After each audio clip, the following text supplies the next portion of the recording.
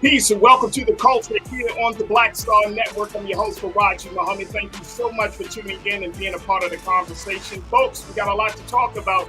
First, we're going to be checking in with former Congresswoman and board member of Consumer Quality Care to talk about the importance of access to healthcare and what are some of the big healthcare challenges that are on the horizon that we need to keep our eyes on. We'll have that conversation. Plus, I got to bring you some updates in this ongoing case surrounding the great tragedy of the brutality against Tyre Nichols. We're going to share with you some of the latest details as the fallout continues to happen in Memphis. And then later on, we're going to talk about some other things, some cultural things. Plus, I got a great piece for you for trends posted during the most. So stay with us. A lot to talk about in today's edition of The Culture right here on the Black Star Network. Let's go.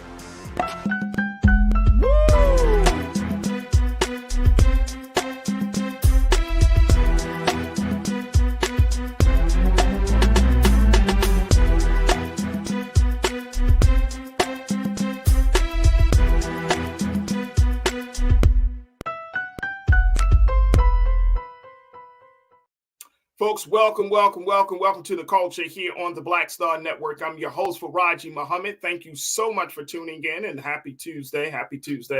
Folks, we got a lot to talk about, so let's jump right in. First and foremost, I wanted to talk about what's happening on the healthcare front. Now, there are other issues, of course, that we certainly can discuss, but one of the big things that we often are not really privy on as much is what is going on with our healthcare system. And this is a mission that Consumer Quality Care has been on to make sure that Americans understand the importance and the value of the system. Now, in a few moments, we're going to be joined by Dr. Donna Christensen, who serves as a board member for CQC, as well as she's also a former Congresswoman, to talk to us about this. Now, as we have this conversation, folks, we would love for you to join us. So make sure you get ready to post your comments in the chat here on as we're streaming live on Facebook and of course on YouTube and also on Black Star Network. So without further ado, let us now welcome our very special guest for this first conversation, Dr. Donna Christensen. Good afternoon, Doc. How are you, ma'am? Oh, great. Hi, Farajii. How are you? I'm good. First and foremost, I thank you so much for spending time with us today to talk about healthcare, which is always can be talked about, right? In this country. There's a lot going on. And I'm so glad that you're doing this, because what I wanted to talk about that CQC has been very involved in lately is very important to our population in particular. So let's first talk, Doc, let's talk about, and the great thing about what you're bringing to the table today is that you are a doctor, but then you served in the legislative side as a former Congresswoman. So you understand the ins and outs of the system from various aspects. But first, let's talk about the work of CQC, Consumer Quality Care. What's the mission behind CQC? CQC is the voice for the consumer and their concerns. So that's what we reach out to policymakers, legislators. We reach out to the community itself to find out what their concerns are, but and then be advocates for them on the issues that they're facing, whether it's access to health care or the costs, the out-of-pocket costs that are really challenging them, all of the concerns that they have. So this is a consumer driven organization. This is like a lobby for the every man, every woman, the citizen.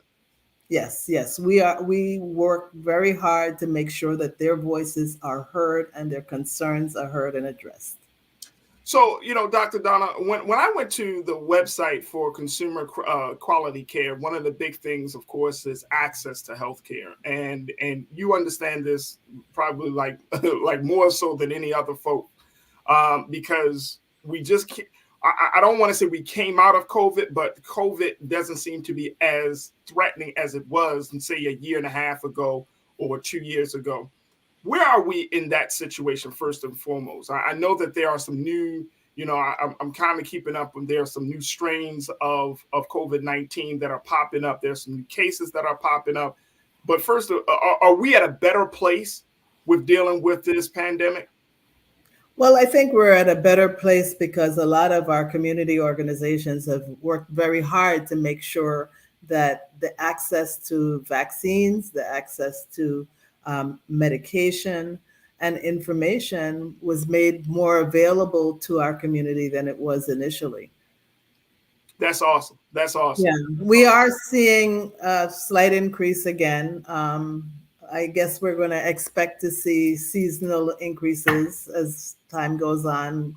We're not totally free of COVID, but it's here. It seems as it's here to stay, and I hope that our community really pays attention to the nuances of the variations and really takes advantage of the vaccines and the treatments that are available. Absolutely. Also, Dr. Donna, when we look at just the overall state of healthcare as a result of what COVID has done, some people are still saying that the healthcare system really hasn't adjusted too much, and it hasn't been as amenable to the concerns and to the interests of those of us who are part of the system. And I'm wondering, are you seeing that on your end as well? Is this still like a Herculean task to try to address all of the needs, the healthcare needs of a diverse population? Is this still a big problem for the system? It is. It's a long-term problem. This problem has been with us since, I guess I could say, since we landed here. But so it's going to take some time, but I'm glad to see that there is more attention being paid, probably because of the work of some of our community organizations during the COVID epidemic period. And so there's more attention being paid, but there's a lot of things that need to still be done.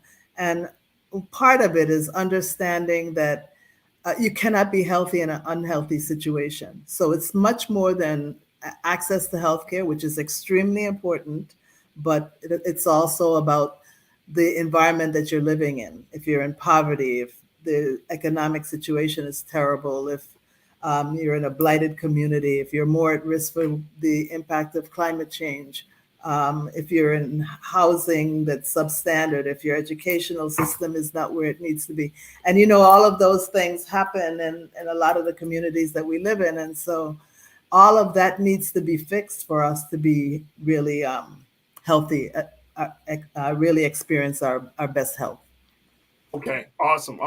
Now let's talk a little bit about this some of the big topics or the big issues that CQC has been focusing on. What are some of the big issues that we need to keep our eyes on here? I'd like to spend some time talking about our hospital fail, because when you look at what this is about, you're going to really see that we're probably the most impacted. Black, Brown, American Indian, anyone who is below the poverty level or close to it. So Consumers for Quality Care has been doing a nonprofit hospital scorecard that spotlights hospital practices that are at odds with what the public expects and what the public should be getting. Nonprofit hospitals receive tax breaks in exchange for providing charity care and community benefits, but many nonprofit hospitals operate almost the same as for-profit hospitals, and some for-profit hospitals operate even better than some of the nonprofits by adopting policies that prioritize profits over patients. And when you look at the fact that these are requirements of nonprofit hospitals, they get huge tax breaks. And because of those huge tax breaks, they are required to provide assistance to individuals who have limited ability to pay for hospital care. So when we say nonprofit hospitals, Dr. Donna, I don't think every and this might come as a surprise, because I mean it's not a part of the normal conversation to say, oh, I got this hospital in my city or my town or in my area. I wonder how they get their funding. So are you essentially saying that there are for-profit hospitals and nonprofit hospitals that are owned privately, and then there are hospitals that are kind of like a quasi? They are given huge tax breaks, which are supposed to be used to improve the health of the community that they serve and provide access to healthcare, even when individuals living in those communities are unable to pay for their health care. That is the purpose of those tax breaks. And what the Lown Institute for Hospital Index has found, looking at 275 nonprofit hospitals, 227 of them that they looked at, or over 82% of them, spent less on the charity care and the community investment that they're supposed to do than the estimated value of their tax breaks. When they get and there are 7 states that we call that difference between what their tax breaks are and what they're supposed to pay to provide care, charity care, and invest in the community. We call that fair share deficits. And there are 7 states, California, Pennsylvania, New York, Ohio, Illinois, Michigan, and Massachusetts, where their fair share deficit is over $1 billion. So that means that they have over $1 billion in tax benefits that's supposed to be poured back into most of which is supposed to be poured back into the community. And where does that money go, Doc? It probably goes to salaries. It probably goes to things that those hospitals feel can bring them more income. It goes to some non-competitive, so, and they can fix it. These are not just asks. These are requirements by the IRS for those tax breaks. And there's not only can the hospitals fix it, because they know they are supposed to tell the community. And this is why programs like yours are so important, because the community doesn't know that if your hospital, first of all, check and see what hospitals are nonprofit in your community.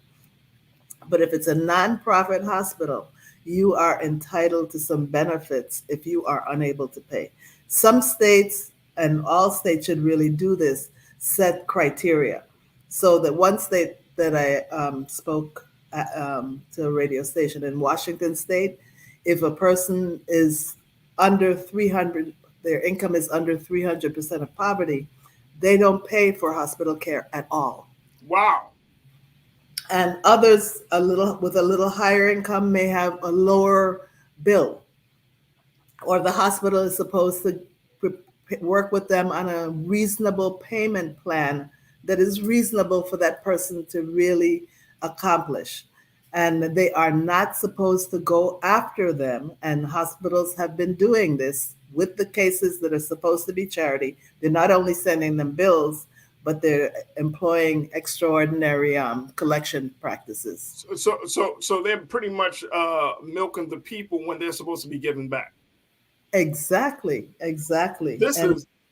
This is crazy. Look, Doc, I got to take a quick pause. When we come forward, we're going to continue this part of the conversation, because I think, again, a lot of people don't know this. So this is very, very important information, especially in one of our online culture crew members, Lori. She said they just closed down 11 hospitals in the state of Indiana. And so that's another problem altogether. So we're talking about a mass problem here, a very, very big problem. Folks, we're going to take a quick pause. When we come forward, we'll continue the conversation with Dr. Donna Christensen of Consumer Quality Care, and of course with you. Stay with us. It's The Culture here on the Black Star Network.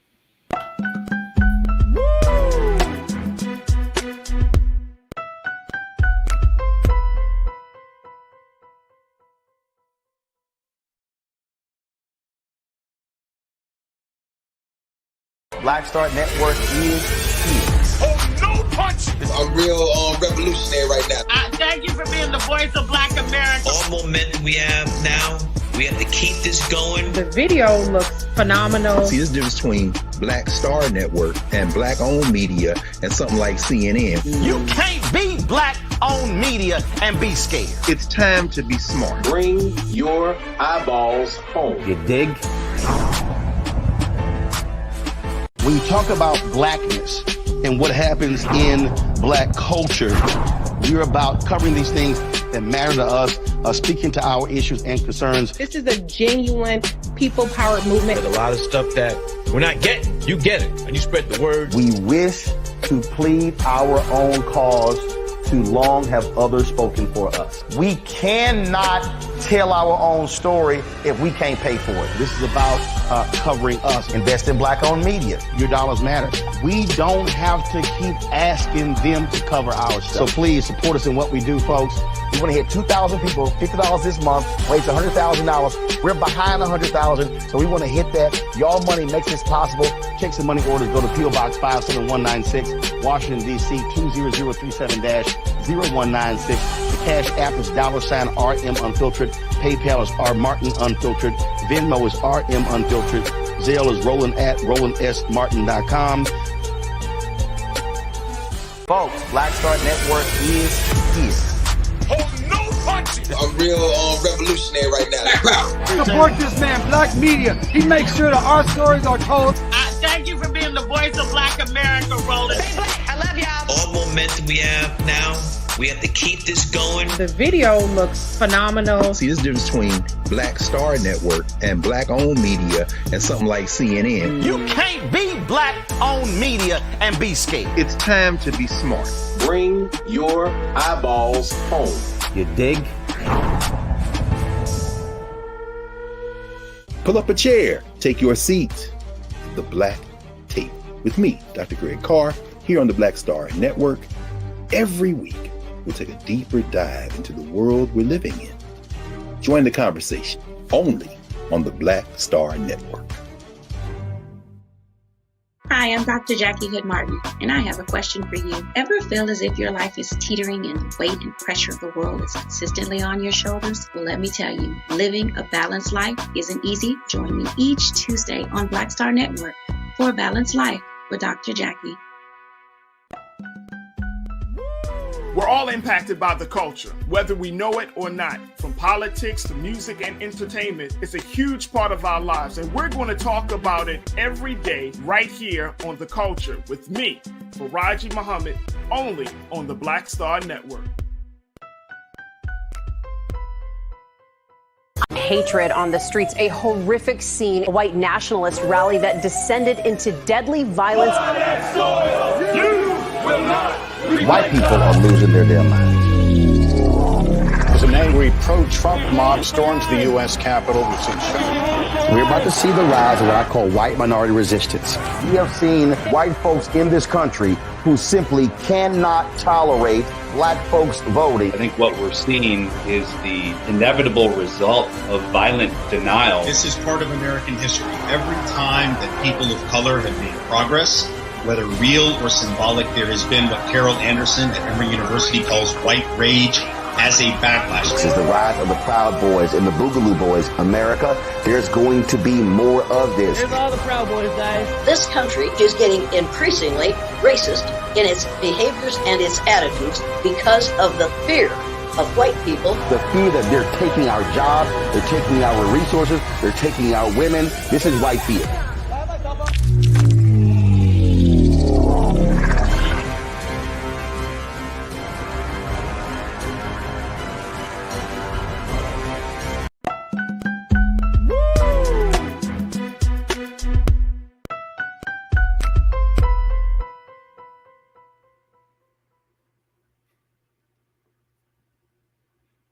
Folks, welcome back to the show. We have been talking to Dr. Donna Christensen, who is a board member for Consumer Quality Care and a former U.S. Congresswoman, to talk to us about the access of healthcare, and more importantly, talking about the issues that the nonprofit hospitals have had to play. And more importantly than that, where the money is going when these hospitals are bringing in all of this money from your and our dollars, you're in our taxes, and yet still not investing in the communities that they're supposed to serve. Dr. Donna, we appreciate you so much for checking in again. I want to bring you back into the conversation here. When we're looking at the bigger picture, this nonprofit piece that CQC is moving forward on. How far along are we in this with this issue? Are we getting some traction and momentum? I think so. We've done our hospital fill scorecards on about 9 states so far, all of which are filled. We've done Oregon, Washington, Illinois, New Jersey, Montana, Colorado, Pennsylvania, Indiana, and North Carolina. Many of those places where a lot of us are, North Carolina, New Jersey, Illinois. So we still have more to do. And we need to, what we really are about right now is writing to our members of Congress in the states that we had done a scorecard on, and to others, also to state legislators, because there's a role that they must play to ensure that the nonprofit hospitals do what they are obligated to do to help our communities have access to healthcare without overburdening them with bills that they really cannot afford to pay. So we've written to legislators already. The state's role here is to set standards. I told you that Washington State has a standard that if your income is under 300% of poverty, you don't pay your hospital bill. It's paid for out of those tax break money that the hospital has. And so other states need to do the same thing. And they also need to have legislation that protects the consumer from being harassed and hounded and having really extreme collection practices coming after them, even in cases where they shouldn't have been built, period. So that's what the state legislators need to do. We do have one bill so far in the Congress that was introduced by a representative from Washington and one from Indiana that expands the Federal Trade Commission's antitrust enforcement to nonprofit hospitals. So they need some more oversight. And This is one way that we can provide some more oversight. But again, as we're here talking to you, it's important that our people, our public knows that if you're in a nonprofit hospital, and you can check and see which ones are in your community, that they are obligated to let the community know what the charity care is all about, that they must offer because of their huge tax breaks. Right, their status. And when you are in the hospital, before they can start any kind of billing and collection, they need to sit with, that hospital needs to have staff that sits with you to determine your eligibility for charity care and whether you pay any bill at all or whether you have a reduced cost or whether you do a plan. And those are not just nice things to do. Those are requirements for those nonprofit hospitals if they're going to continue to get their tax breaks. So here's what Marcus Jackson, who checked in, he said hospital expenses have increased greatly, Dr. Donna. He said the total expenses for Texas hospitals in 2022 cost over $33 billion more than before the pandemic. Yes, and I don't know if he's talking about that's probably a mix of hospitals, whether they're nonprofit or profit. The cost has gone up. There's a lot of anti-competitive activity going on, mergers taking place, for example, which allows the hospitals to charge more because there's no competition in the area. And you mentioned the closing of hospitals, and they're closing in some of the areas that need it the most. And so people are forced, if they need healthcare, hospital care, to go to some of these big, now merged hospitals that can jack up the prices. But if they're nonprofit, they still have to offer you that those particular advantages because of the taxes that they're not paying. They're supposed to use the taxes money that they're not paying to help you and to help your community. Absolutely, absolutely. Ming Lee, Natasha Surge. Ming Lee said, Dr. Donna, Hospital closing seems like a purge of some kind. There's always going to be sick people and others with ongoing health issues. Nurses was just on strike in New York City. I remember seeing that, and hopefully that because we're now using more telehealth, we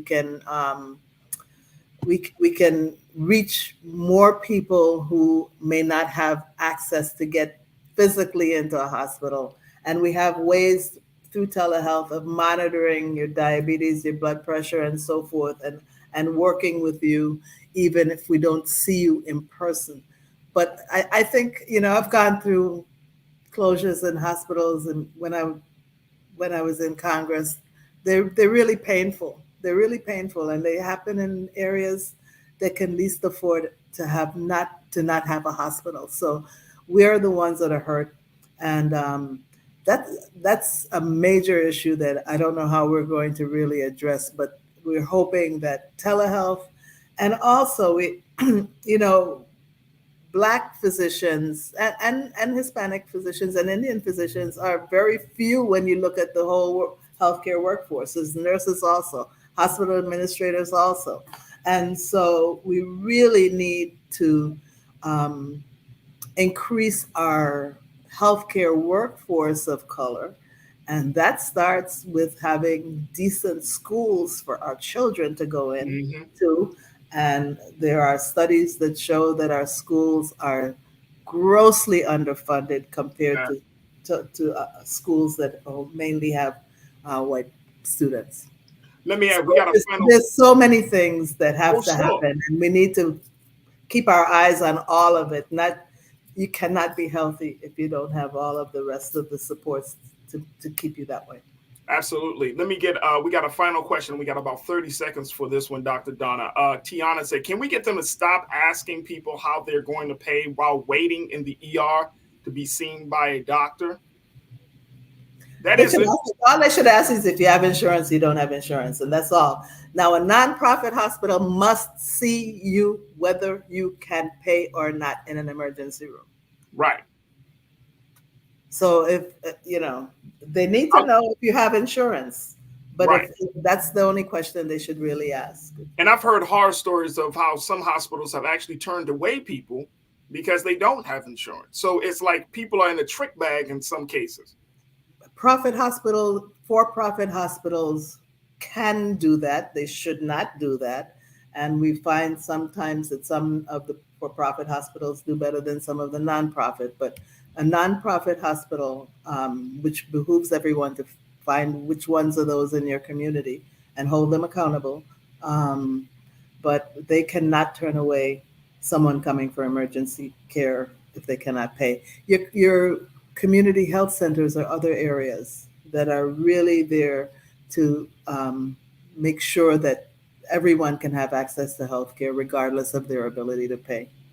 That's awesome. Dr. Donna, we know that folks can get more information about the work of CQC, consumers. And here's the website, folks, consumersforqualitycare.com.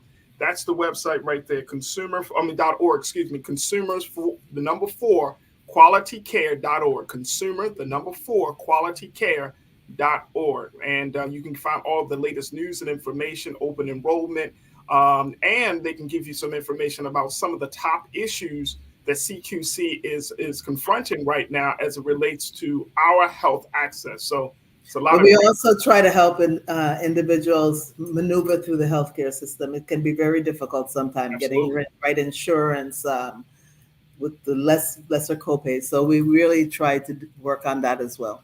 And folks, I would definitely encourage for you to find out which hospitals are nonprofits versus for-profits in your area. Dr. Donna Christensen, we truly, truly appreciate your time and giving us a little insight on how we can find some light at the end of this tunnel. So thank you for being with us here on The Culture.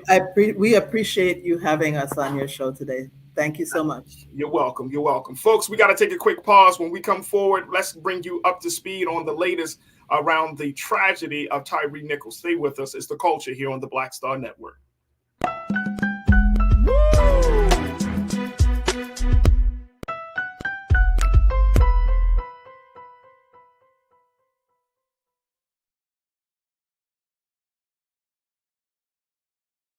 hatred on the streets, a horrific scene, a white nationalist rally that descended into deadly violence.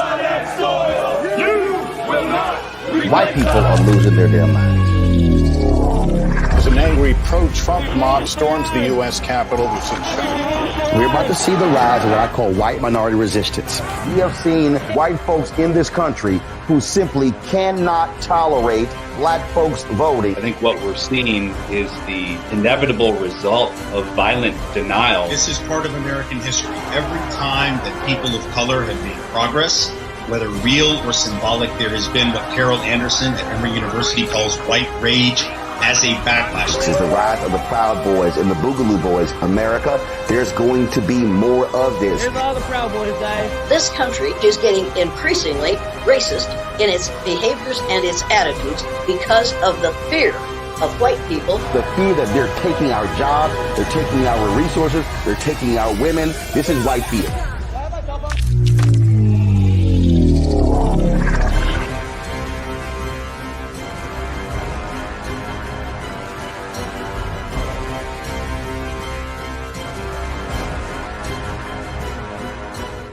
Black Star Network is here. Oh, no punch! I'm real revolutionary right now. Thank you for being the voice of Black America. All momentum we have now, we have to keep this going. The video looks phenomenal. See, there's a difference between Black Star Network and black-owned media and something like CNN. You can't be black-owned media and be scared. It's time to be smart. Bring your eyeballs home. You dig?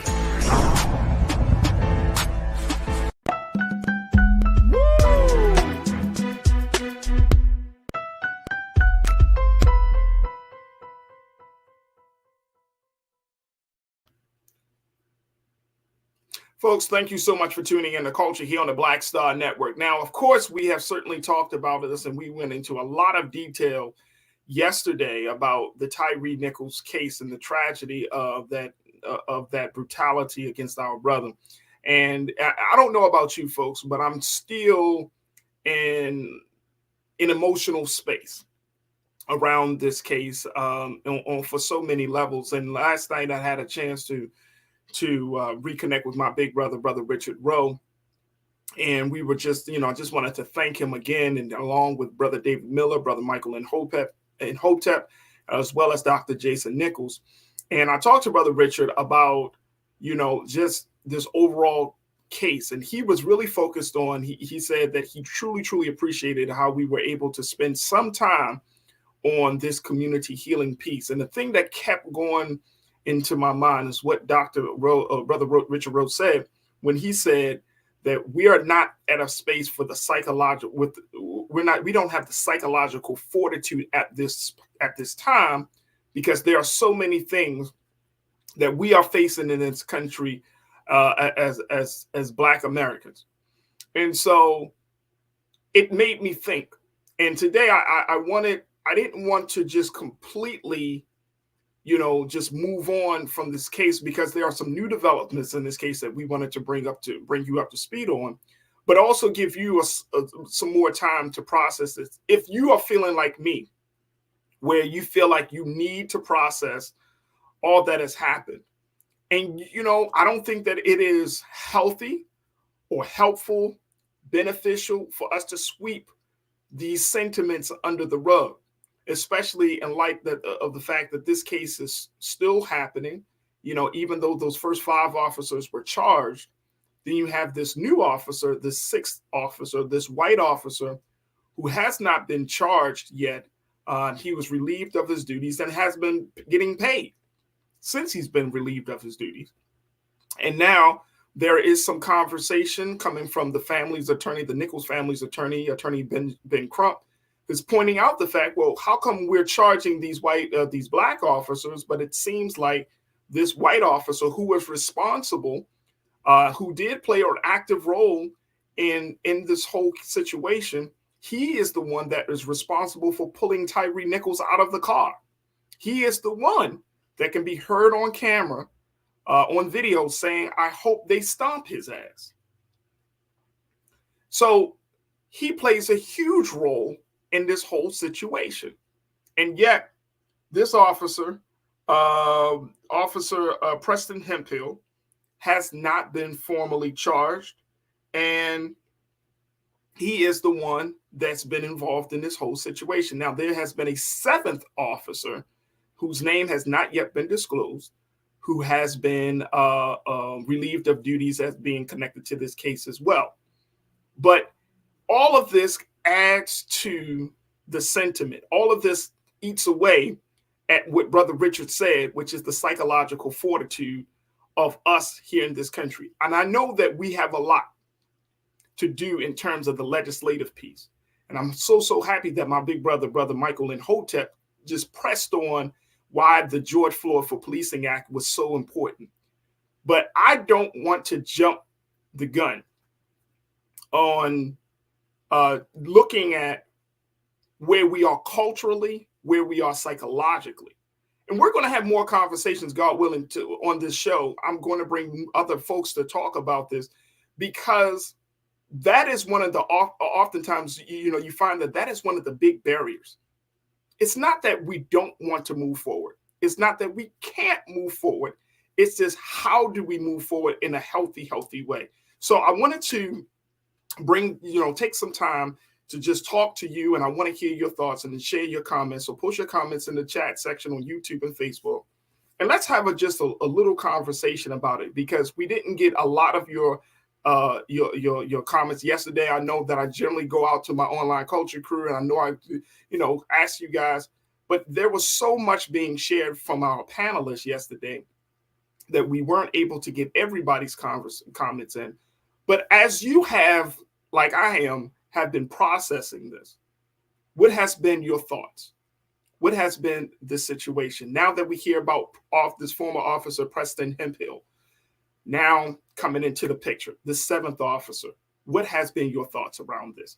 I want you to join me in the conversation right now. Post your comments in the chat section. We're streaming live on YouTube and on Facebook, and I would love to hear what you have to say. All right, Logan G32, you kicked us off on this part of the discussion. And I'm glad to hear from you. Sound like you are somebody that has been watching but hasn't posted yet. But I'm glad we were able to get your first posting out. You say every police officer and every policeman and all the people who was there when he was killed needs to be in jail for questioning. I don't know what the police knows right now. Absolutely.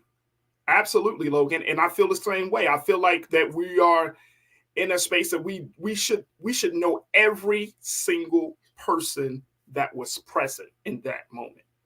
Every single officer, whether it was the officer who just stood by, whether it was the person who pulled him out the car, who made when he was stopped initially. Y'all remember that he was stopped once, then he ran, and then once they caught up to him, that's when the brutality really started. It started when he stopped, but after he was able to run, it escalated to that point where he was beaten to death.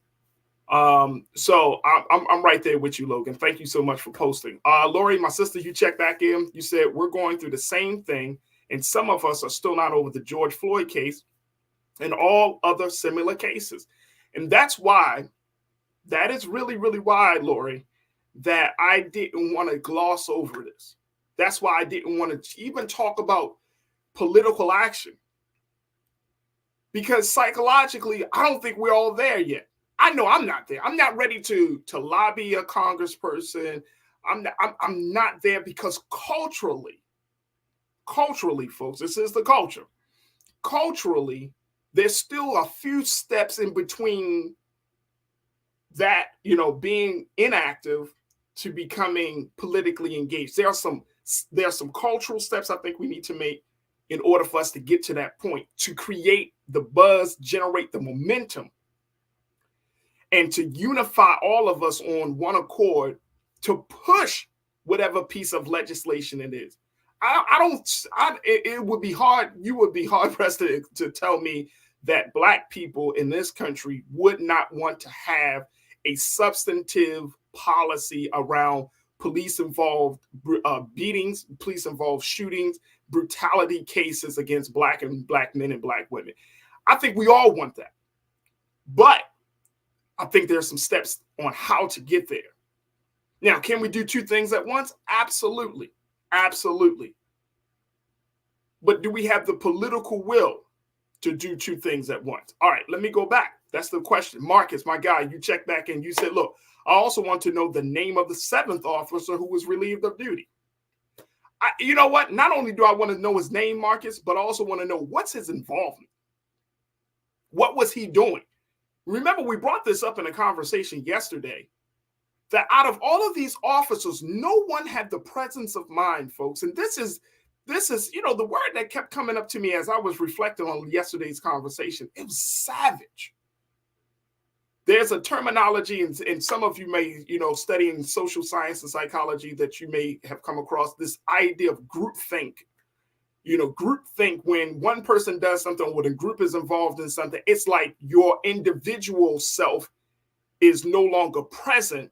And so you just go along with what the group does, what the group says, without even thinking about what is important for you as an individual or what's important in general. So you got this group think that is like 1, 2, 3, 4 cops are beating on this man. And I'm sure that these black men now, they're thinking about it like, I shouldn't have done this. I'm sure now, because they're getting charged and they're going through the process. But why didn't you have the presence of mind to do anything at the moment? Why didn't anyone stop at the moment? And I might be asking for too much here, folks, but that's the part that we need to key in on.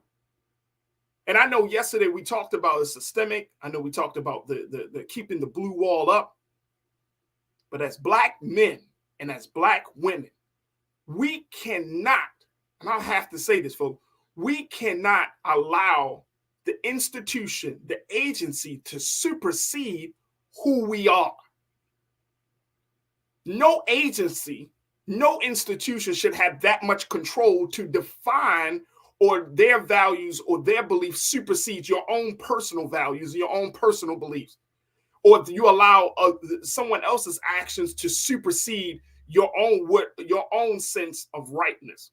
That is absolutely crazy. And people fall every day to that level of thinking. We see it, we read about it, we hear about it. But that's the problem. All right, let me go to one more before we take our next pause. Michelle Ray, you say, I'm still trying to decompress from the tragic murder of Shanquella Robinson. Right. The healing process is constantly being challenged with one horrific incident after another, which is why, Michelle, I don't want us to sweep this under the rug. I think, you know, if any of you have gone to therapy, or if you have been in a space where you're allowed to express your emotions, you know, oftentimes you will hear the therapist say, feel your emotions. And I would have to say the same for us, that we all have to feel the pain, that we can't just go past this and say, oh, let's just do this, let's do that. No, I'm at a place in my life, I need to feel the pain of another human being. I need to feel the pain of that moment. I need to feel the pain of this moment that we're in, because it is that moment, it is this feeling that will draw us closer together, that will create the bond, not out of a trauma bonding space, but more out of a greater compassion and empathetic concern, an understanding.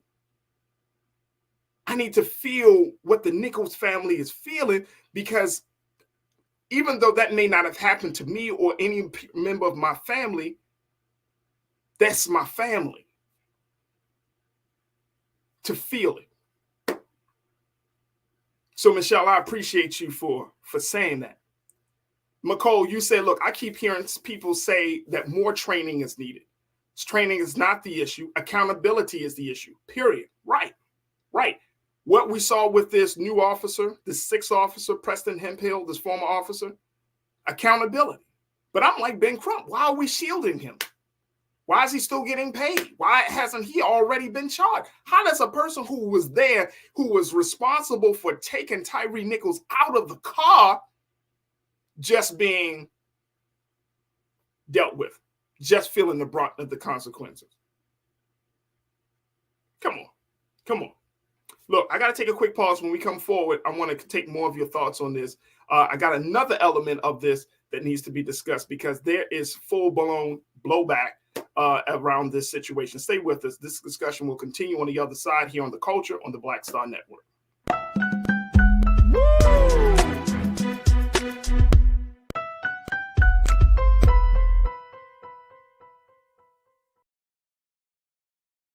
When you talk about blackness and what happens in black culture, we're about covering these things that matter to us, speaking to our issues and concerns. This is a genuine people-powered movement. There's a lot of stuff that we're not getting. You get it, and you spread the word. We wish to plead our own cause. Too long have others spoken for us. We cannot tell our own story if we can't pay for it. This is about covering us. Invest in black-owned media. Your dollars matter. We don't have to keep asking them to cover our stuff. So please support us in what we do, folks. We want to hit 2,000 people, $50 this month, raise $100,000. We're behind 100,000, so we want to hit that. Y'all money makes this possible. Checks and money orders go to P.O. Box 57196, Washington, D.C. 20037-0196. The Cash App is $RM Unfiltered. PayPal is R Martin Unfiltered. Venmo is RM Unfiltered. Zelle is Roland at RolandSMartin.com. Pull up a chair. Take your seat. The Black Tape with me, Dr. Greg Carr, here on the Black Star Network. Every week, we'll take a deeper dive into the world we're living in. Join the conversation only on the Black Star Network. I'm Deborah Owens, America's Wealth Coach, and my new show, Get Wealthy, focuses on the things that your financial advisor and bank isn't telling you, but you absolutely need to know. So watch Get Wealthy on the Black Star Network.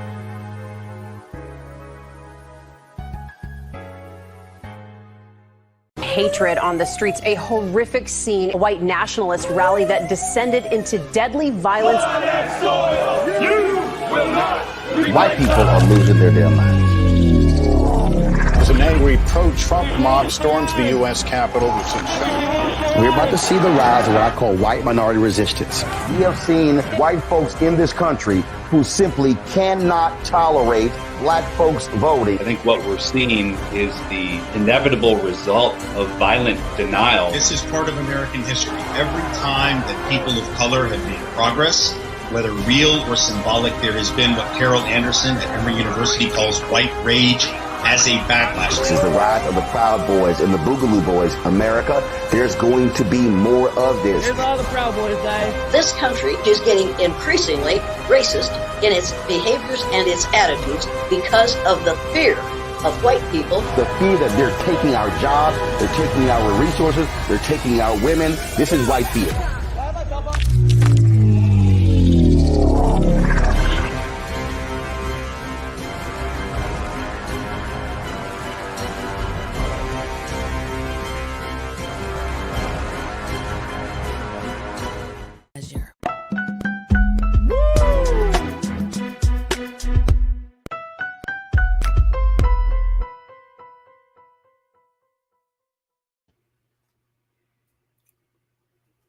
Folks, welcome back to the show. We have been talking about some of the latest developments in the great story of Tyre Nichols, the 29-year-old who was beaten to death by 5 black police officers, a 6th officer in Memphis, Tennessee. There has been a 6th officer, a white officer, that was just relieved of duties. He has not yet been charged as of yet, but there are big questions looming around his involvement and, more importantly, the consequences of his involvement.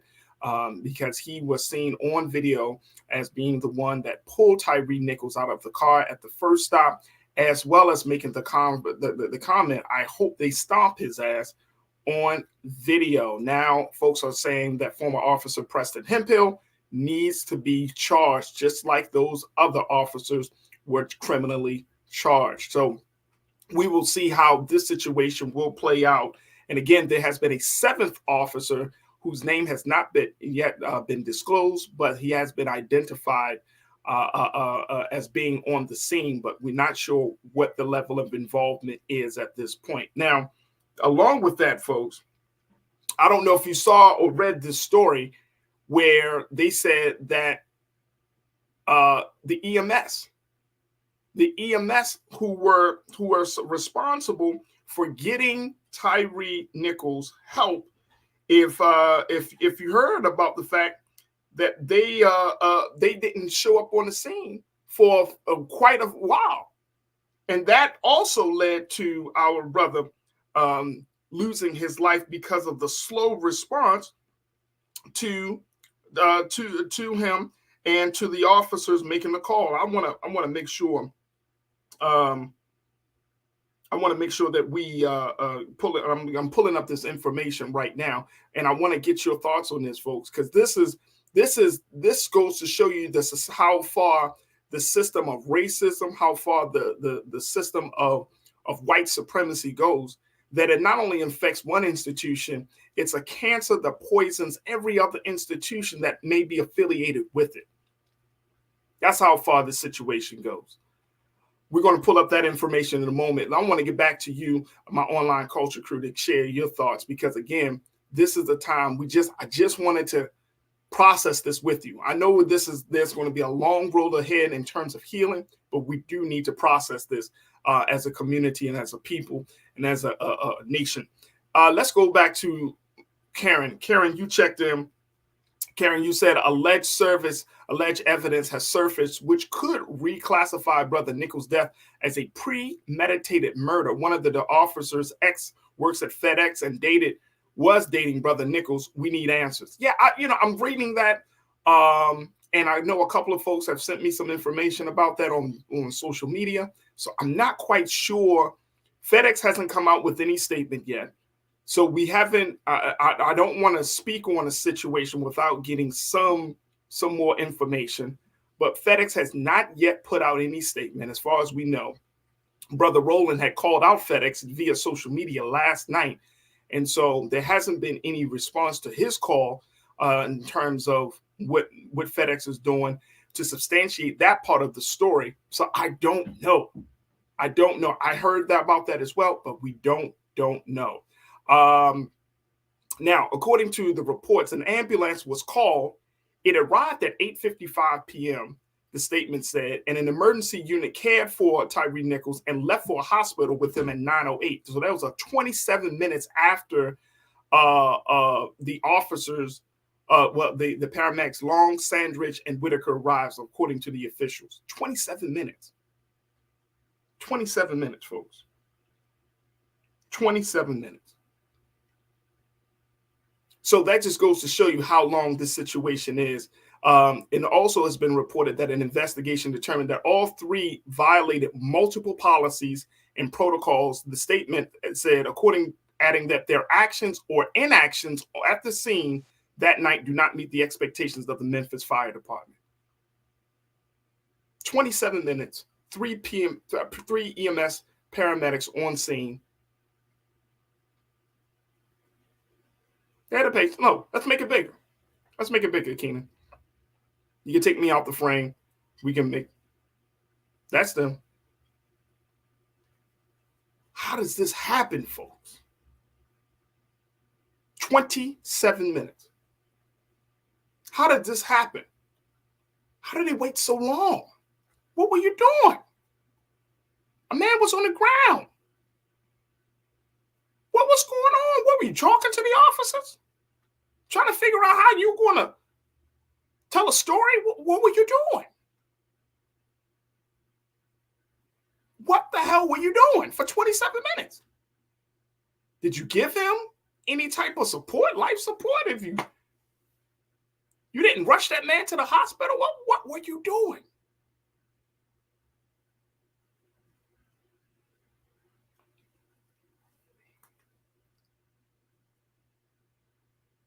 I'm just blown. You got officers who beat a man. Then the paramedics show up. And they don't help that man for minutes. That's why we got to process this. That's why we got to talk about this. That's why we have to have, and Michelle, I truly, truly appreciate you. You said that that you appreciate the fact that this show makes you feel like you have a safe space to feel these emotions. Absolutely. I can't thank you enough for making that point, because that's what we're trying to do. We can't just report it and not feel it. I would be lying to myself, and I get it. You know, there's certain bias, but come on, like I can't come to you as a black man and living in this country. We're all going through this thing and not show you some level of emotion around this. Why shouldn't I get mad? Why shouldn't we have a conversation? Why shouldn't we be able to express ourselves? Very, very important. So I appreciate all of you for tuning in for this part of the discussion. And I think that it's super important that we continue to have this discussion. But I wanted to bring you some updates. And again, we will certainly keep our eyes out on this process. Look, we got to take a quick pause. When we come forward, we're going to switch gears. We're going to be checking in with Miss Jody Davis. You don't know who the name of Jody Davis is? Well, she is the stylist that styled the new First Lady of the state of Maryland. And she's also the stylist that got the attention of Ms. Oprah Winfrey. So we'll have that conversation up next. Stay with us. It's The Culture here on the Black Star Network.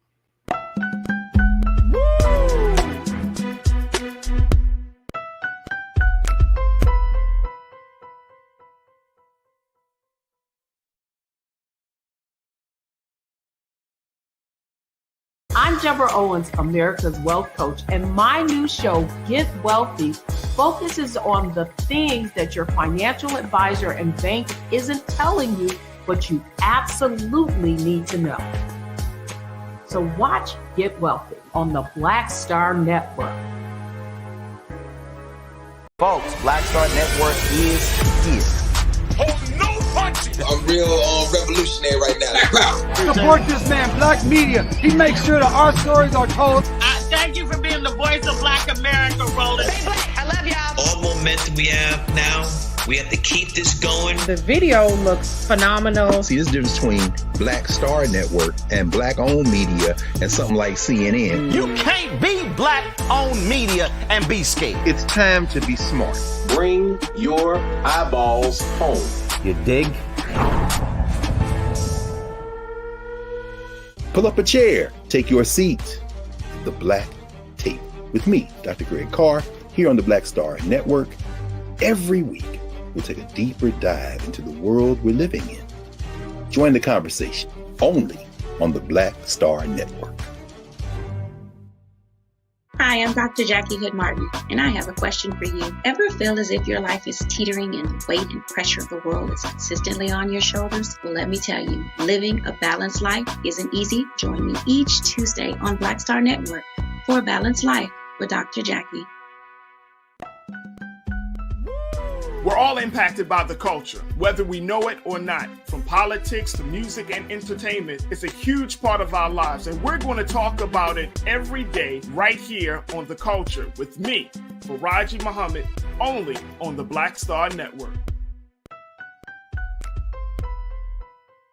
I'm Deborah Owens, America's Wealth Coach, and my new show, Get Wealthy, focuses on the things that your financial advisor and bank isn't telling you, but you absolutely need to know. So watch Get Wealthy on the Black Star Network.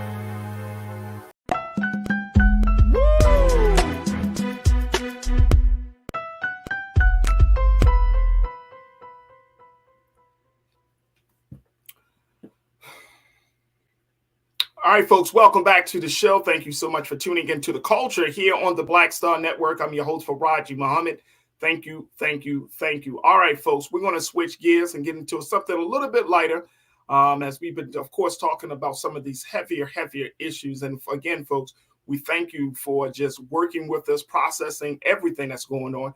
It's important for the culture that we do that. Now, my very special guest, I'm very excited to talk to this sister. She is Baltimore-based. She has made her name for herself in the fashion and design world, but now she has really made a name for herself as she served as the official the celebrity fashion designer for the First Lady, the new First Lady for the state of Maryland, folks. That is Jody Davis Design. She posted history was made at the inauguration for Ian Westmore, now the first Black governor for the state of Maryland. And there is one of her celebrity clients, man. Oh man, I'm so happy to have joining us right now, our sister Jody Davis. Sister Jody, thank you so much for tuning in, for being with us here on the Culture on the Black Star Network. Good afternoon. We got her. There we go. She got her. All right, we're going to try to get her picture in, and Jody, we're going to try to get your picture on it. Folks, let me just tell you something very quickly, that Jody has been doing this work for a long time. And this is one of those stories that I truly, truly love, because sometimes you got to put in, there's an old saying, especially in business or any type of work, that you got to put in those at least 10,000 hours, right? And so when you're talking about putting in work for years and years, and then you get an opportunity, the old saying that success is part of preparation and then at the same time opportunity. You have to be ready. And that's one of the things about Jody Davis's story that I think is so, so important, that you should be ready for that big moment. And this, even though Jody has been doing fashion design work for years, she was given the opportunity to do something that caused her to be ready. And I'm very, very excited. We got our sister on. We got Jody on. Jody, can you hear me? I can hear you. Okay, awesome. There we go.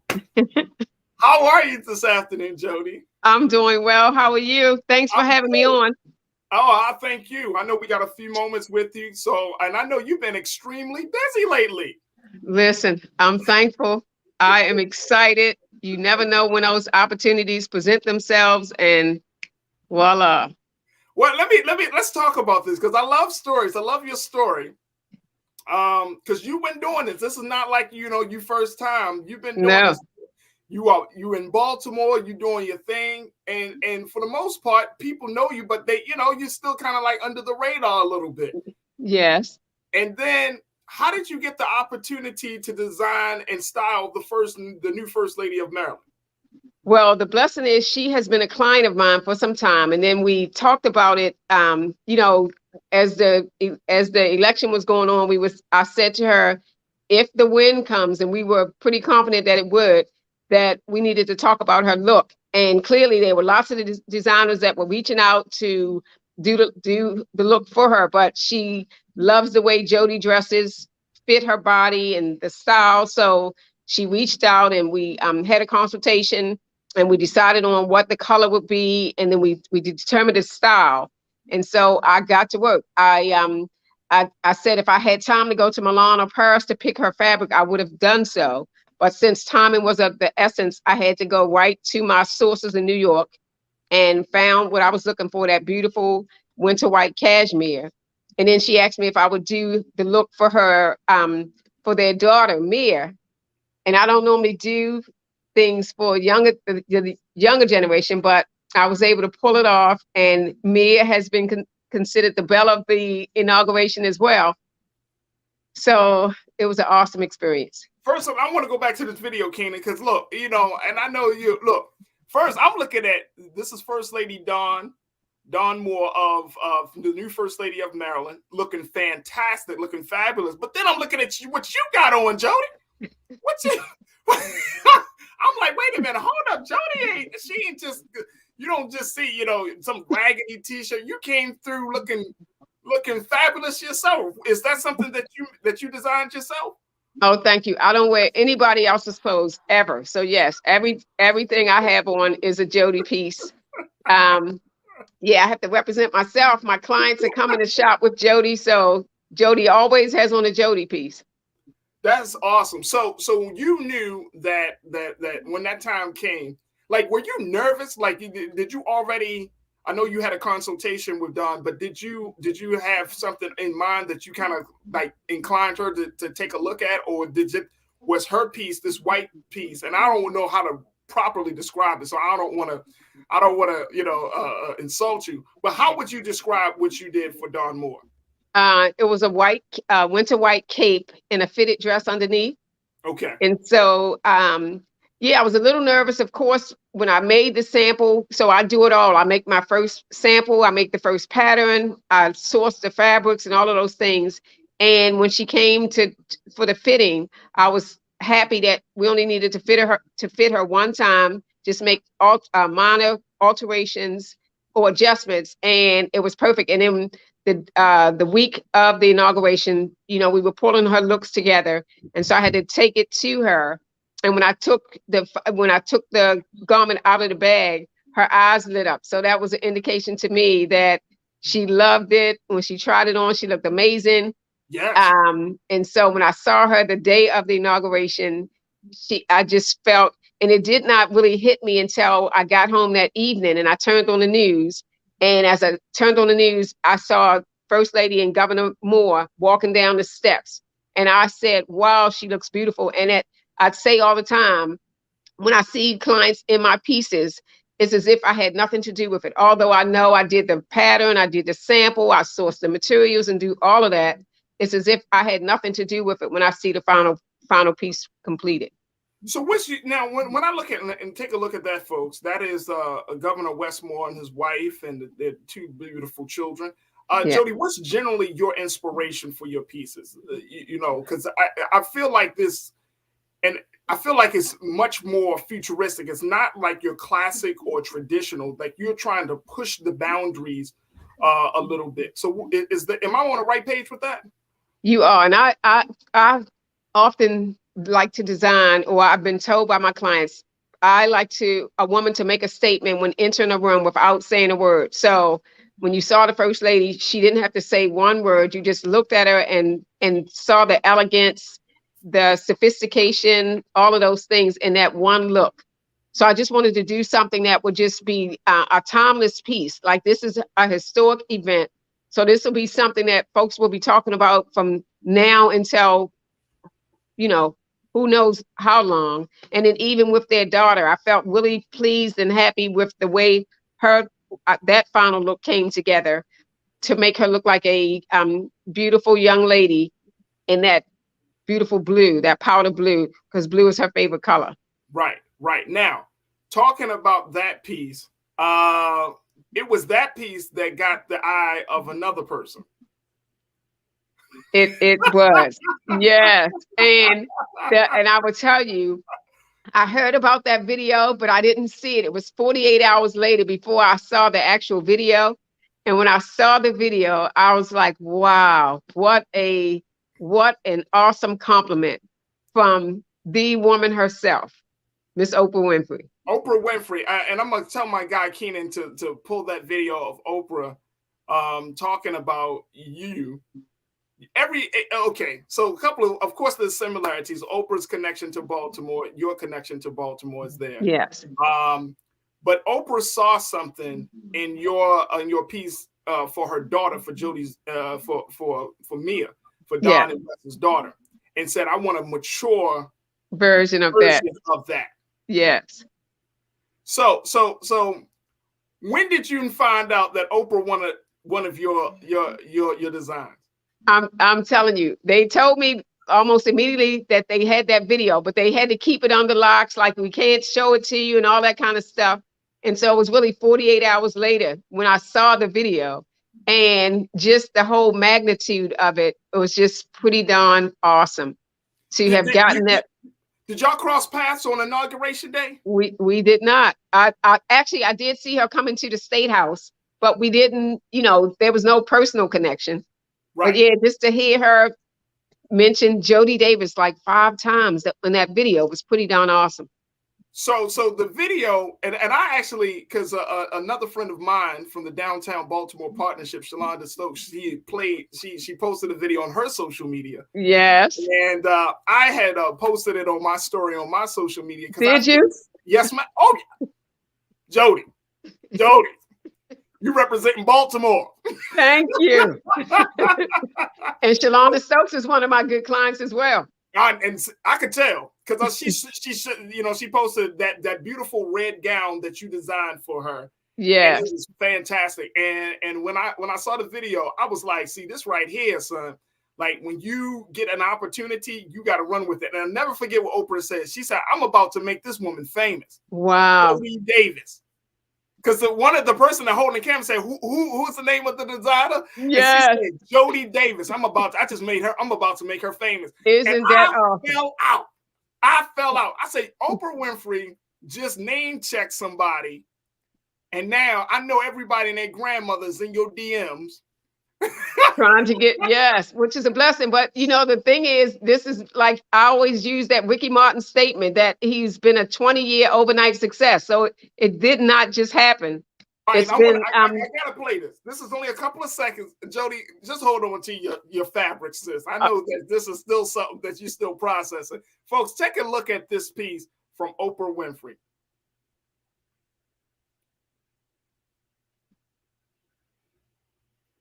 First Lady and First Family's wardrobe. Well, I thought she was, actually, I asked who did the clothes. I mean, I'm going to be looking up Jody Davis. Jody Davis is here. So I'm the stylist and the designer is Jody Davis. Baltimore's own. Jody Davis's stuff. Jody, I got you. Jody, you did Mia's, and I love that little dress. Yes. And I would like a more sophisticated version of that for myself. We can make but I really love the way Dawn Moore, our First Lady, is looking, because it is sophisticated, it is elegant, it is classy. Yes, but it's also so now, you know, it's also so current. I mean, you can't even define what that is. I've never seen that look before. And the thing that's beautiful about it is she's able to define what that is for her. If she's wearing it, it's not wearing her. And who, you doing this? I'm doing this. I mean, that is like a confirmation of advertisement that you could not pay for anyway. Oh no. Hey Jody, I would have that video running all throughout my whole studio. Believe me, we are working on it. We are working on it. So, have you had a chance to talk to Oprah since then? Not yet, but it's coming. It's definitely coming. It's coming. Coming. I'm putting it in the universe. It's coming. Oh, no, it's coming, sis. She already name checked you. It's coming. It's coming, and she know what she's doing. Look, Oprah's not stupid by any means. She knows exactly. And big shout out to her because I think she just celebrated her birthday yesterday. Yep, she did. Happy birthday, Miss Winfrey. Yes, ma'am. But you know, the fact that you're in this space, how you know, if for those future designers, for Black entrepreneurs like yourself, right? For people who have been doing the work kind of under the radar for years and always trying to figure out when is their breakthrough, right? What would you say to them? I would say just keep perfecting your craft. That's the reality. I would not have had the opportunity to design for the First Lady had I not continued to perfect my craft. And folks know your product, know your brand, know the fit, know the quality, all of those things. So you want to, whatever it is that you're doing, just work to be the best at it and keep doing it. And at the appointed time, the opportunity will present itself. And as I say, luck is preparation meeting opportunity. And so I'm thankful. This has not been an overnight thing, but I'm thankful to be using my gifts and my talents to dress women, to make them feel elegant, to make them make a statement when they enter and exit a room without saying a word. And so happy to have had that that shout out from Miss Oprah Winfrey herself. It's awesome. So first, you know, if you get Oprah, it's only a matter of time before we see one of our finer queens as well, Queen Angela Bassett, Queen Viola Davis. You're putting it out there. You're putting it in the universe. Yeah, I'm putting it in the universe for you, Jody, because you are a beautiful sister from Baltimore. So I want nothing but love, and I want nothing but greatness and happiness for you. I mean, I'm seeing all of that. I'm seeing Michelle Obama. Thank you. Yes, First Lady Michelle Obama. It's only a matter of time because. And once you tap into that network, somebody, Oprah, where did you get Jody Davis? You see, the name will start ringing. Exactly. Yes. So as far as you know, though, at this point, are you still going to keep your business in Baltimore? Oh, I am. But the goal has always been to not just be local, but national and global, to build this brand into a household name. And so working at it every single day. And so, you know, I'm here in Baltimore, but the Jody brand will be across the country. Well, folks are checking in. My sister, you know, I'm in California in Los Angeles. Do you first and foremost, before I get to Karen said we need you in California, Jody, because she's in LA as well. So I'm in LA. So Jody, I need you. What about the designs for men? Well, I will tell you that my honey he's a haberdasher. So he has a men's boutique, which is right around the corner from where I am. And so he handles the men's side. We're going to have to talk offline, Jody. We have to talk offline. Yes. I got a couple of and actually he did the look for the governor. So I did the first lady and he did the governor. Y'all keeping it all in the family We're keeping it in the family, yes. Which is awesome. Well, I am just so happy, and I'm really so happy for you, sis. And I'm really, you know, just having a chance to just chat with you. When I heard your name and I heard about the impression that you've made, I was like, man, we got to find a way. And look at God, you know, it made the way for us to connect like this. But I am just very, very happy for you. I love see people winning.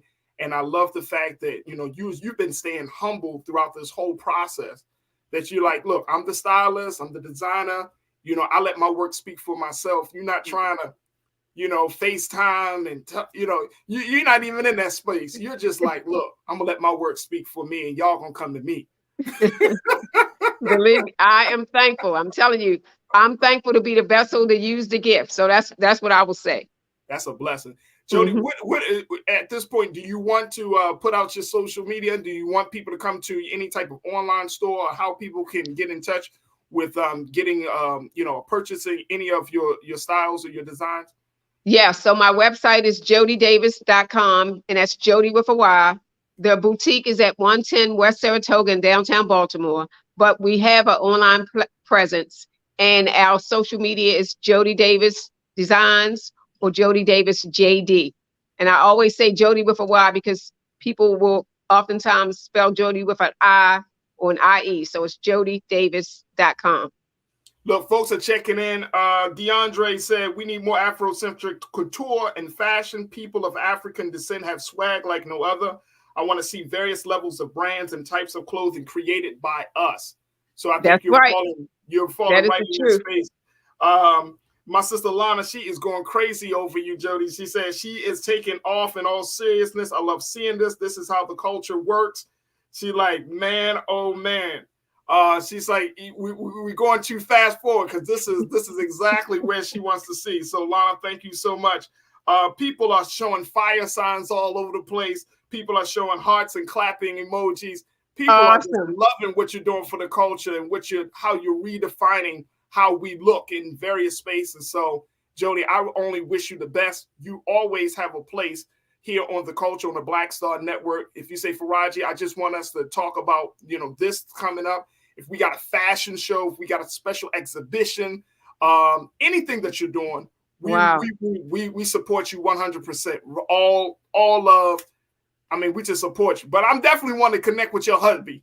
Your honey. Okay, we can make that happen. Look. I need a dope look.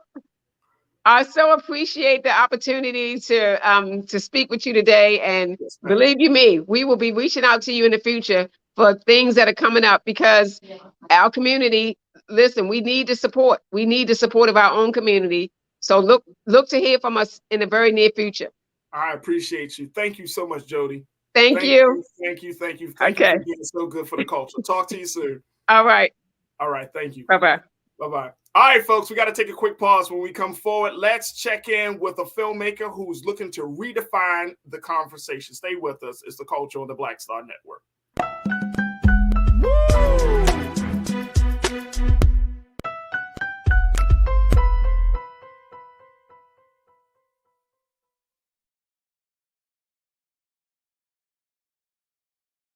Pull up a chair, take your seat. The Black Tape with me, Dr. Greg Carr, here on the Black Star Network. Every week, we'll take a deeper dive into the world we're living in. Join the conversation only on the Black Star Network. Black Star Network is here.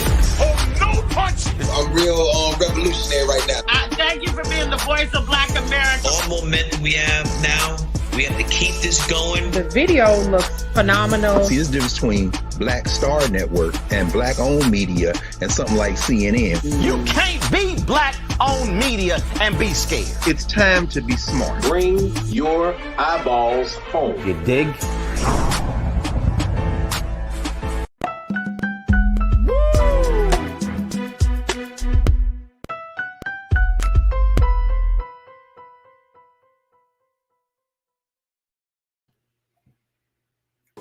All right, folks, welcome back to the show. For our final conversation, we wanted to check in with filmmaker Frederick Taylor to talk about the work that he's doing and why it's important for us to tell our story in the way he's telling it. Frederick, thank you so much for checking in with us here on The Culture on the Black Star Network. How are you this afternoon? Very well, my friend. How are you? I'm good. First and foremost, brother, we know that you are doing some powerful work in the space of film. I want to kind of to pick your brain on something. There has been certainly a lot of conversation in Hollywood about, the value, the importance of Black actors and actresses, and the importance of us telling our story in Black film, right? Sure. Yes. In the larger conversation about diversity. What's your take on that part of the conversation? Should we continue to try to assimilate into that culture, or should we really work toward building something else, a different brand, a different platform for us to tell our story? It's such a great question, and it's this question has been a part of our diaspora, since Marcus Garvey. Do we stay or do we go? Are we going to participate, or are we going to do our own thing and build our own thing? And in many instances, 100 years ago, when we were trying to build our own thing, they kept coming around and tearing it down. And then we developed this penchant for saying, okay, we're going to try to work with them. And then they started eliminating our leaders from the mix. And then we started spiraling out of control. And then all of a sudden, here we are back in the mode of servitude. And now 100 years later, we're asking ourselves the same questions. So to answer your question specifically and succinctly, the answer is we got to let them go. We need to go our own way. We need to go our own path as well. We need to build our own stuff. The difference between 100 years ago and now is that we do have protections under the law. You just can't do anything you want to do to someone of color anymore. There are repercussions that are there that were not around 100 years ago. 100 years ago, we had to stay on our side of the tracks. And when they came on our side of the tracks and did whatever to our people, our women, our children, and our communities and our men, we couldn't do anything. We had no recourse in the eyes of the law. That's what makes all of this great legislation that came across, in the 1940s, 50s, 60s, 70s, so important, all the way up to and including today, as far as, stuff that's been going down right now in real time with, the judicial system and law enforcement and voting and all this other stuff too. So we need to make our own way. It's similar to your network. Are we going to wait around and hope that, the CNNs, the Foxes, the MSNBCs are going to represent us properly, or are we going to just properly represent ourselves? Yeah. Right. We have to make that choice. Those are hard choices to make, but the sooner we make them, the better. I mean, we're looking at now, the 21st century is the first century that's our century in the Western Hemisphere. This is the first time that from jump, we get to assert ourselves as ourselves. 100 years ago, that wasn't the case. 1923, we didn't have too much. 100 years ago, 1923, my grandmother was born. Do you know what I mean? When you start to really think about it within that context, we're just getting started now. And we got to cover a lot of ground. When you think about and like when you think about it in that context, Frederick, we're 100 years. That means that essentially you're in my generation. Yeah. We have to serve as the tipping point. We are the new axis of movement of change. 110%, without question. It is us. It has always been us. We are the generation that was predicted, that, you know, Marcus Garvey discussed, that Malcolm X discussed Martin Luther King, so forth and so on, you know, through the Angela Davises and the Maya Angelos and things like that. They have dreamed us into existence. And now it is our job to make that dream come true. You know, they've been to the mountaintop, they saw it, they may not get there with us, but there is a promised land. Now, for the first time, here we go. So it's, what is your level of accountability and responsibility, you know, in the 21st century? What are you going to do about it? What are you going to be about? Right. You know, and we got to make the right decisions, you know. And so, you know, one of the things that, you know, being one, I just love film. I went to school for acting and in high school in Baltimore. And one of the things that I'm seeing is there is this space that where we, like when we're telling stories about our people, our history. Yes. Like we know that there's a Hollywood version. Oh yeah. You know, I'm thinking about the film Till that came out in December, and you know, we see those stories. But then it's like when you talk about that part of our history from our perspective, our eyes, it's not getting the same level of interest. Not because of money, not because of promotion, but because of psychologically, it's a different story. And I don't know do you see our people being ready for those stories to be told in that manner? Are we ready for that? No, because we're too busy seeking their attention. We want their approval. We want them to like us. We want them to be our friends. We want them to hang out with us. We want them to be our pals and our buddies. And we have to stop worrying about that. I was walking in 2016 to a Black Lives Matter march in Atlanta, Georgia, to film. And an older Black man asked me, "Hey, which way to the march?" And I said, "Oh, follow me, I'll take you there." And as we're walking, he says to me, "You know, I can't believe we're doing this all over again, the marches and all this other stuff." He said, "The first time around we did it, and the only thing we got out of it was the privilege of being able to hang out with them in nightclubs." Wow. He said that was the only thing we got out of it. He said, "We got ripped off." He's like, "We can party with them." He's like, "That's all that happened the first time around 50 years ago." Yeah, think about it like that.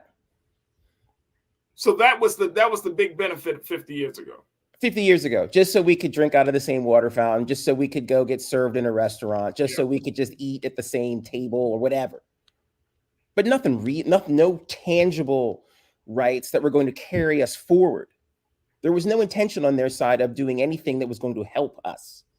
You know, Jackie Robinson breaking into the major leagues in 1947 had nothing to do with them like saying, "Oh no, it's so wrong to keep African Americans out of sports."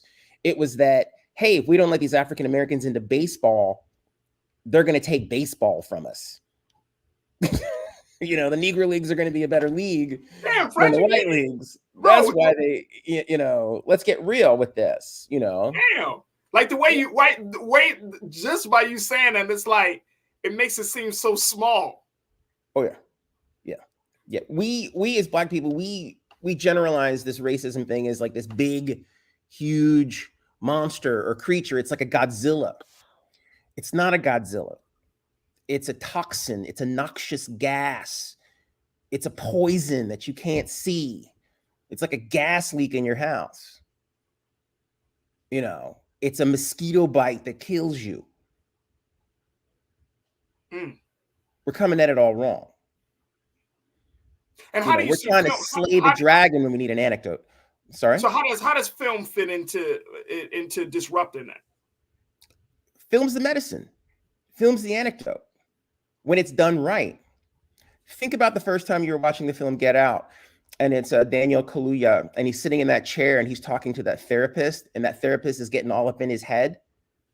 I remember that scene, first time he sinks into that chair and falls into the abyss. Right. The What did you sunken feel place. in that moment? Man, I was sinking with the brother, man. Dude, okay. My point exactly. That's what I'm talking about. I was right.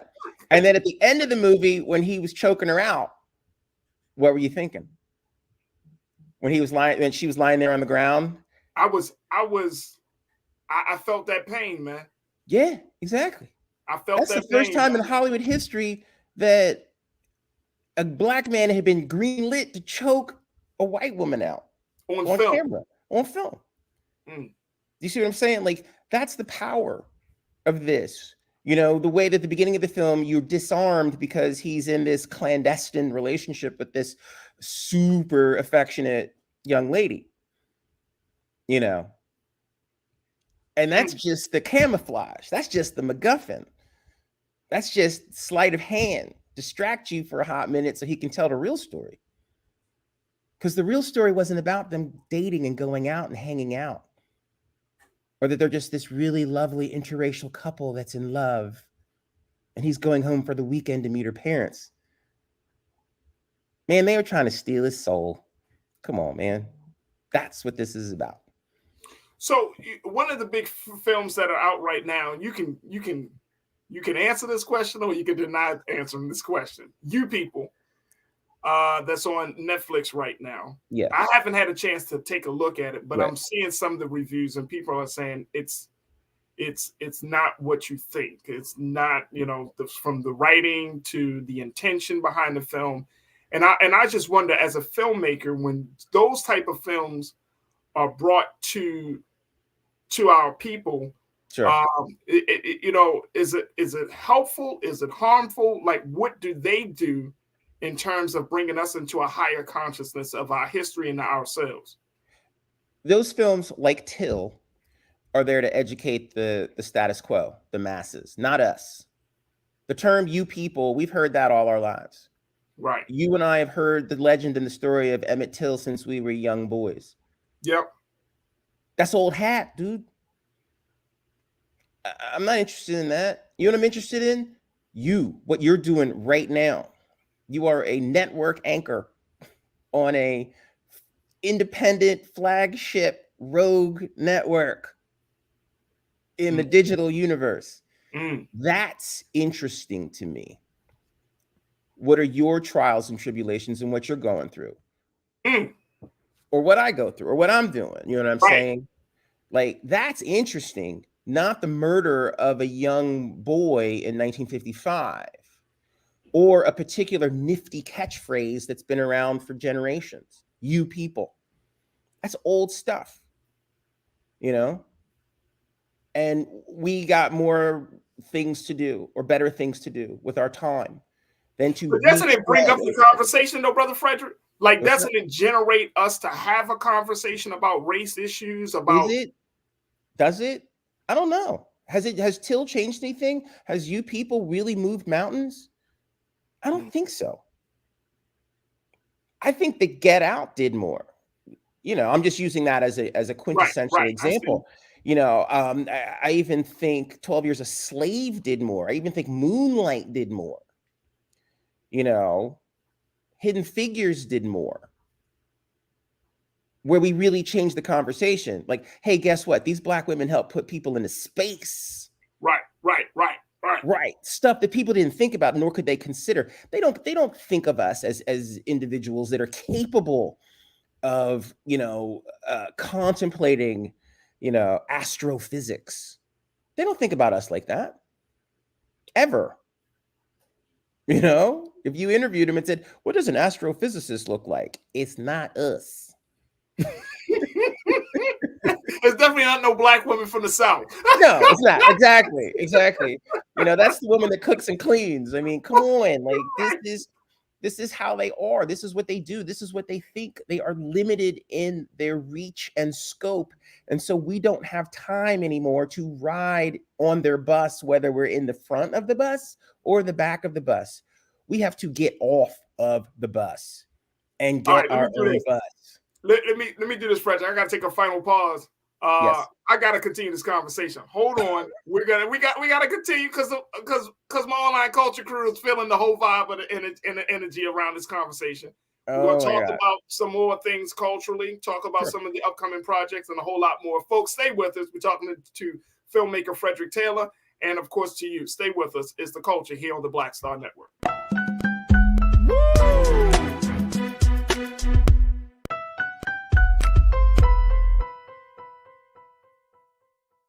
When you talk about blackness and what happens in black culture, we're about covering these things that matter to us, speaking to our issues and concerns. This is a genuine people-powered movement. There's a lot of stuff that we're not getting. You get it, and you spread the word. We wish to plead our own cause. Too long have others spoken for us. We cannot tell our own story if we can't pay for it. This is about covering us. Invest in black-owned media. Your dollars matter. We don't have to keep asking them to cover our stuff. So please support us in what we do, folks. We want to hit 2,000 people, $50 this month, raise $100,000. We're behind $100,000, so we want to hit that. Y'all money makes this possible. Checks and money orders go to P.O. Box 57196, Washington, D.C. 20037-0196. The Cash App is $RM Unfiltered. PayPal is R Martin Unfiltered. Venmo is RM Unfiltered. Zelle is Roland at RolandSMartin.com. Hatred on the streets, a horrific scene, a white nationalist rally that descended into deadly violence. White people are losing their damn minds. As an angry pro-Trump mob storms the U.S. Capitol, we've seen We're about to see the rise of what I call white minority resistance. We have seen white folks in this country who simply cannot tolerate black folks voting. I think what we're seeing is the inevitable result of violent denial. This is part of American history. Every time that people of color have made progress, whether real or symbolic, there has been what Carol Anderson at Emory University calls white rage as a backlash. This is the rise of the Proud Boys and the Boogaloo Boys. America, there's going to be more of this. Here's all the Proud Boys, guys. This country is getting increasingly racist in its behaviors and its attitudes because of the fear of white people. The fear that they're taking our jobs, they're taking our resources, they're taking our women. This is white fear.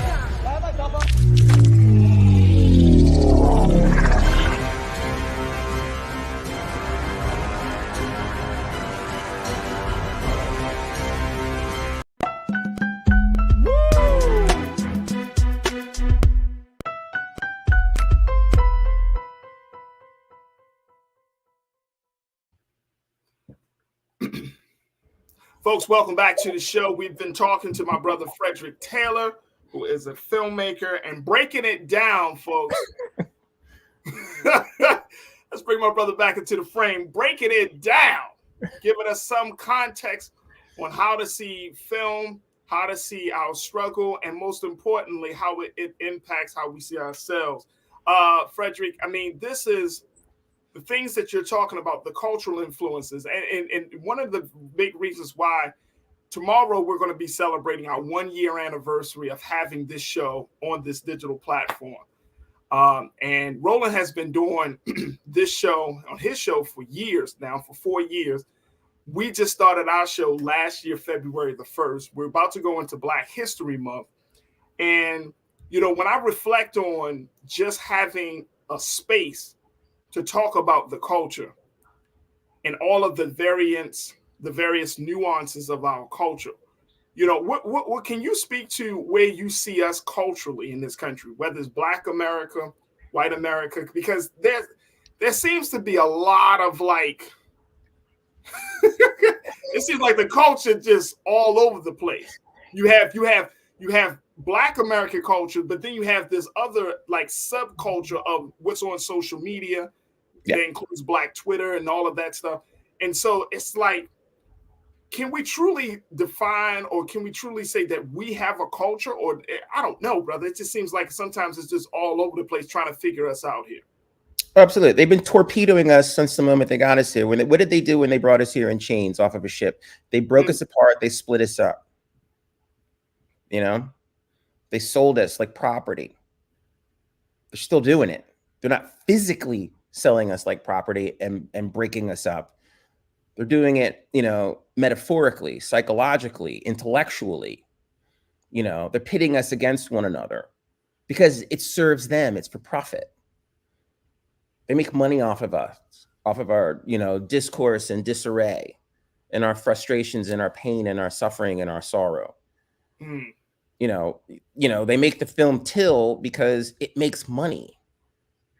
That's why they do it. They push a lot of our music that isn't in the best interest of our children and our women because it makes money.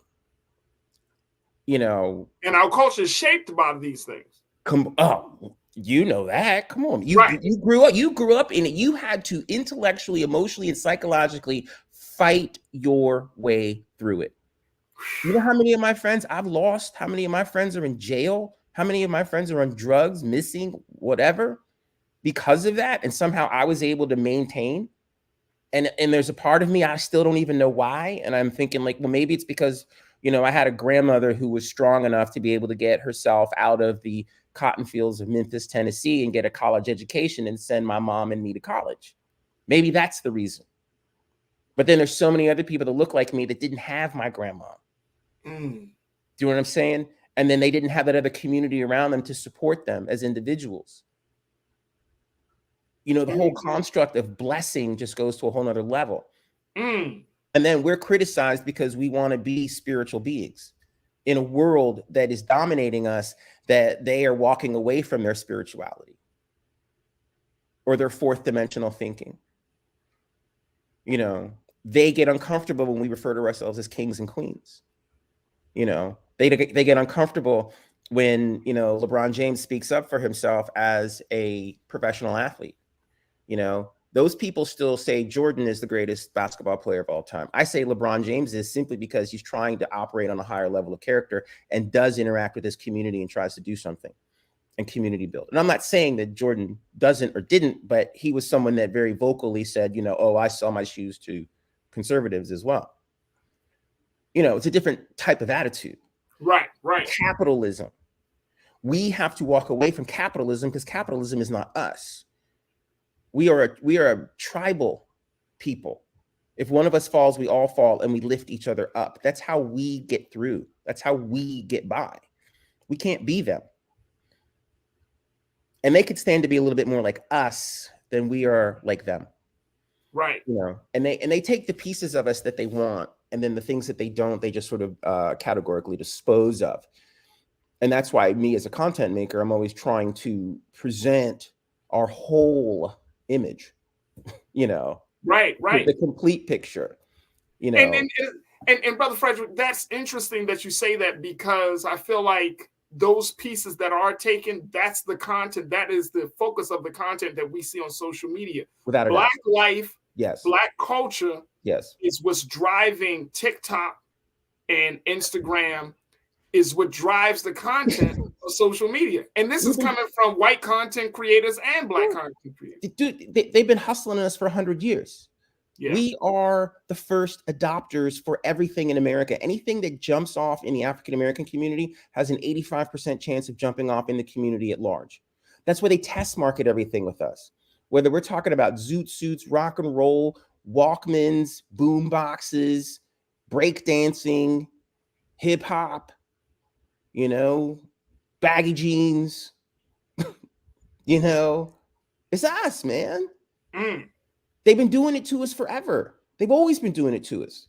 We invented popular music. There's a really great article written about Scott Joplin at the end of the 19th century when he was doing, the Entertainer and all this, ragtime stuff. And someone wrote an article. He was at the Chicago World's Fair in the late 1890s. And they said, the next great musical form was going to be Black music in the 20th century. It was predicted. They knew it. They just kept us out of the loop. They don't tell us. They don't inform us. But they're making money off of us. Do we own sports teams? No. If we did, would Colin Kaepernick have a job? Absolutely. Right. Right.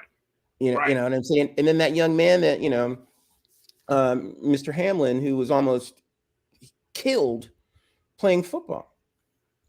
you know, and how quickly that was forgotten, you know, and then how quickly there has been a debate on, do you think he's going to come back? Do you think he's ever going to play again? No.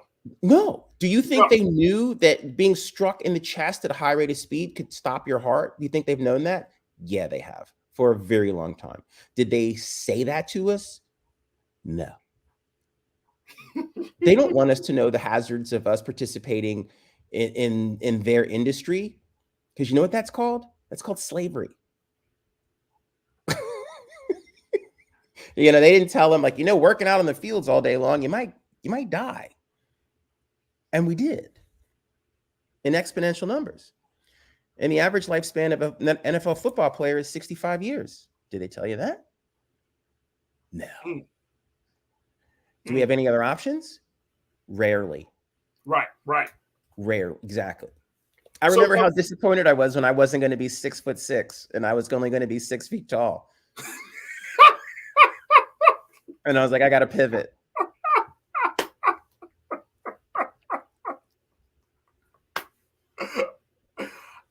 Hey, brother, you and I in the same boat.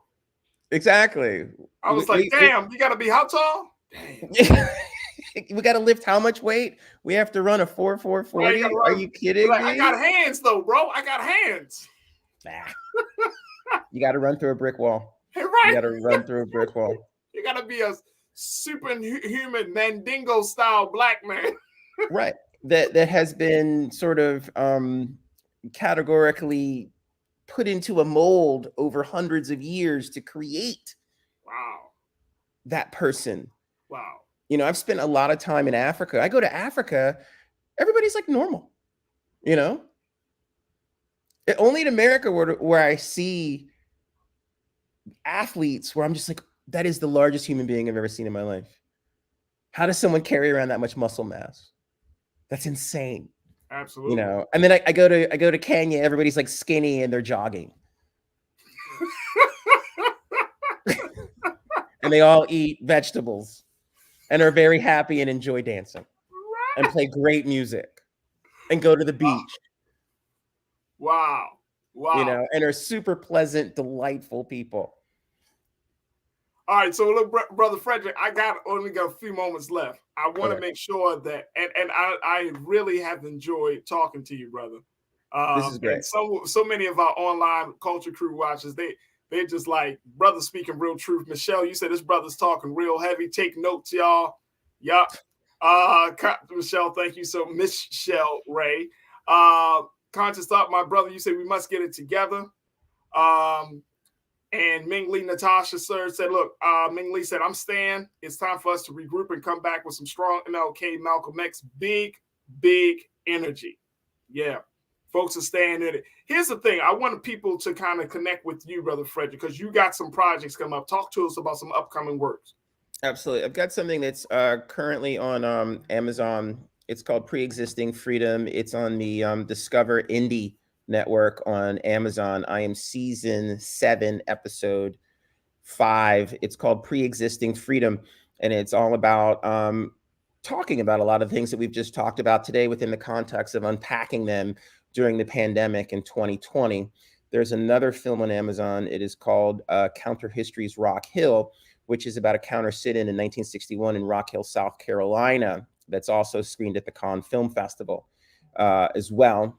You can catch another piece on the PBS network called If Cities Could Dance, Atlanta, and it's all about Black male dance culture in Atlanta. The innovators and creators of a style of dancing called J-setting, which came out of Jackson State as well.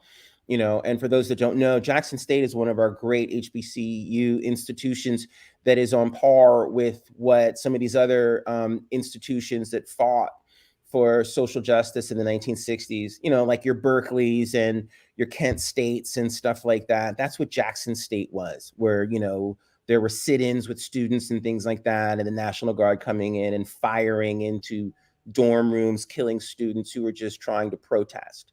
Jackson State is real. It's a real school on a real level, you know, beyond just the athletic part as well.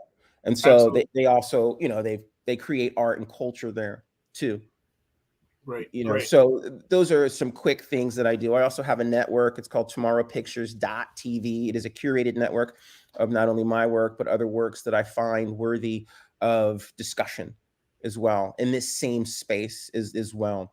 And then I have a company called tomorrowpictures.com, which serves the community at large, where we go out and we make content for other people, whether those are corporate clients or other communities that have come to us and said, hey, we want you to represent us. I'm going to be doing a documentary about the assimilation of Asian Americans in Atlanta, Georgia, specific the Burmese community of Myanmar. Myanmar sits adjacent to Thailand and Vietnam in Southeast Asia as well. And that's the other thing that we need to be reaching in those directions, my man. Instead of worrying about what white people think, we can take our bandwidth and assist others that are like us. Do you know what I'm saying? Like, there's so much more we can do in Asia and in India and in, you know, Latin America that can uplift, you know, most of the planet.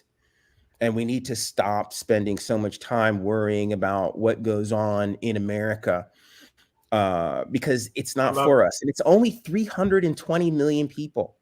Yeah, it is. I can take 320 million people in Africa and put it on a postage stamp. Wow. Okay. Africa is the largest landmass on the planet. And we have all of the resources. And if you take the resources out of Africa, everybody's lights go off all over the planet. Hey, brother Frederick, I gotta stop you right there, but I cannot wait to reconnect with you, brother, because you got a space here on the culture on Black Star Network. Is there really quickly? What's your social? How can people follow you? Social is super easy. It is FR3DER1CK at FR3DER1CK. You can Google that, or you can go to the Twitter, the Facebook, the Instagram. It's all there. FR3DER1CK. It looks like a matrix kind of thing, alphanumeric kind of thing. So 21st century, dude. There it goes. There you go. Right there. FR3DER1CK. To the future, my friend. That is where we need to be. This is our century, the 21st century. This is our first century in the Western hemisphere that is ours for the taking. I love it. Brother Frederick, I appreciate you, brother. And we'll certainly, God willing, reconnect with you very, very soon. Keep up the great work. I love the conversation. And thank you for being so good for the culture. Anytime, my man. Anything you need, just let me know. Appreciate it. Definitely will. Thank you. Folks, that's going to do it for us. I want to thank all of my fantastic guests. I certainly want to thank my crew. And I want to thank you for tuning in. Make sure y'all do y'all due diligence and support us here on Black Star Network. Go to our website today at blackstarnetwork.com. Support us financially. Support us by sharing the content. And, of course, download the app on all of your devices. And make sure that you tell your friends and family about the great work that we're doing as a Black digital media platform that is streaming right now on Amazon as well. So make sure y'all, if you have an Amazon Fire Stick, you can definitely access Black Star Network through your Fire Stick now. So big shout out to Amazon for taking the time and seeing the value of the importance of this of this digital platform. So you can now stream us live 24/7 on Amazon Fire TV. That's going to do it for me. You can follow me on all social media platforms at The Real Farajii on Instagram and Farajii on Twitter. And I would love to connect with you as we build the community. Stay tuned. Up next is RMU, Roland Martin Unfiltered. As always, never be afraid to challenge what's wrong. Stand for what's right while being yourself in the process. God willing, we'll talk tomorrow for another exciting edition of The Culture right here on the Black Star Network. Have a great afternoon and evening. Peace.